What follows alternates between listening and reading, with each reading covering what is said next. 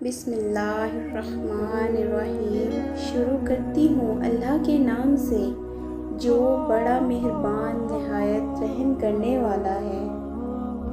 کیوں منتیں مانگتا ہے اوروں کے دربار سے اقبال، وہ کون سا کام ہے جو ہوتا نہیں تیرے خدا سے۔ ہر چیز اپنے وقت پر ہی اچھی لگتی ہے، نیکی کمانے کا وقت جوانی ہے۔ افسوسناک بات یہ ہے کہ ہم نیکی اس وقت کرتے ہیں جب برائی کے قابل نہیں رہتے۔ جتنا زیادہ سوچو گے اتنی زیادہ اذیت میں رہو گے۔ یا تو اپنے آپ کو مضبوط کر لو یا مصروف کر لو۔ مرشد وہ میرے لفظوں کی تعریف کرتی ہے، مرشد وہ میرا دکھ کیوں نہیں پوچھتی۔ ہماری جوانیاں وہ شخص کھا جاتا ہے جو ہماری زندگی کا حصہ ہی نہیں ہوتا۔ دولت اور حسن کی لالچ میں کبھی اپنی سیرت خراب مت کرنا، کیونکہ دولت دنیا میں ہی ختم ہو جائے گی اور حسن مٹی میں دفن ہو جائے گا، لیکن اچھی سیرت آخرت تک تمہارا ساتھ دے گی۔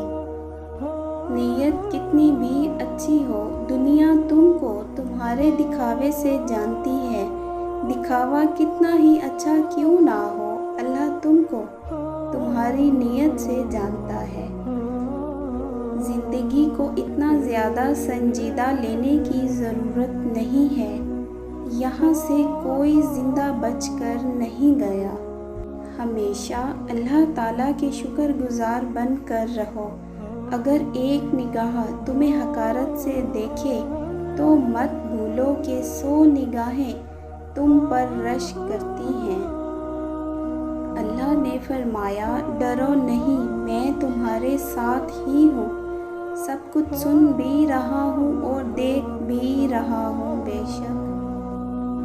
بے شک اللہ جسے چاہتا ہے گمراہ رہنے دیتا ہے، اور وہ اپنی طرف آنے کا راستہ اسی کو دکھاتا ہے جو اس کی طرف رجوع کرتا ہے۔ تمام رکے ہوئے کام اور بند دروازوں کی چابی بس ایک ہی ہے، وہ جسے لوگ استغفار کہتے ہیں۔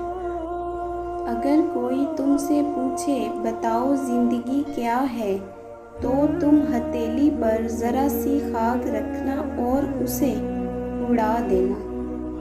جب تمہارا دل کسی کے گلے لگ کے رونے کو چاہے تو قرآن پاک کو گلے لگا لینا۔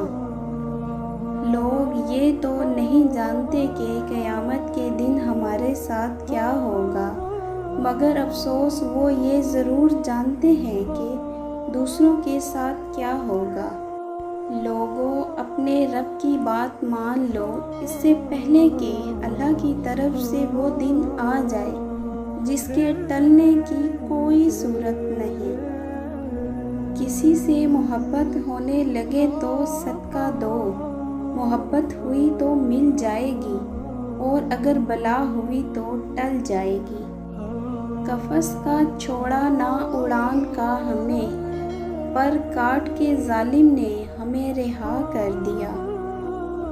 ہمارے پاس کئی راستے تھے لیکن ہم خدا کی سمت چلے تو قرار تک پہنچے۔ بے شک قیامت کے دن لوگوں کو ان کی نیتوں کے مطابق درجات ملیں گے۔